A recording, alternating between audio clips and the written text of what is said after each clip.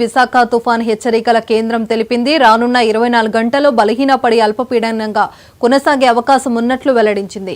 దీని ప్రభావంతో అల్లూరి జిల్లా, అనకాపల్లి, కాకినాడ, పశ్చిమ గోదావరితో పాటు పలు చోట్ల ఒక మోస్తరు వర్షాలు కురుస్తాయని చెప్పింది. తీరం వెంబడి గంటకు 35 నుంచి 45 కిలోమీటర్ల వేగంతో గాలులు వీస్తాయంది. సముద్రం అల్లకల్లోలంగా ఉండటంతో మత్స్యకారులు వేటకు వెళ్లవద్దని సూచించింది.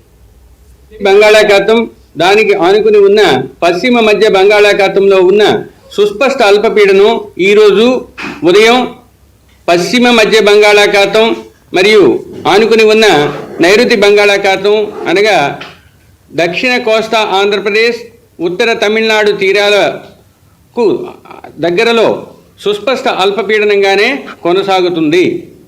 ఇది 4.5 కిలోమీటర్ల వరకు దానికి అనుబంధమైన ఉపరితల ఆవర్తనం ద్వారా విస్తరించి ఉన్నది. మరియు సౌత్ వెస్ట్ అంటే నైరుతిలో అది వంగి ఉన్నది. ఇది రాగల 24 గంటల్లో అదే ప్రదేశంలో అనగా నైరుతి బంగాళాఖాతం, దానికి ఆనుకుని ఉన్న పశ్చిమ మధ్య బంగాళాఖాతంలో వీకెండ్ లేదా బలహీనపడి అల్పపీడనంగా కొనసాగే అవకాశం కనిపిస్తుంది.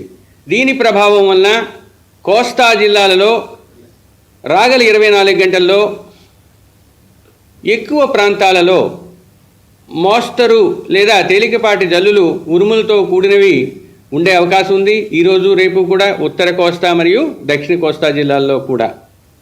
దీనితో పాటు ఈరోజు అల్లూరి సీతారామరాజు, అనకాపల్లి, కాకినాడ, పశ్చిమ గోదావరి, ఏలూరు, ప్రకాశం, నెల్లూరు మరియు తిరుపతి జిల్లాల్లో 1-2 చోట్ల భారీ వర్షపాతం నమోదయ్యే అవకాశం కనిపిస్తుంది.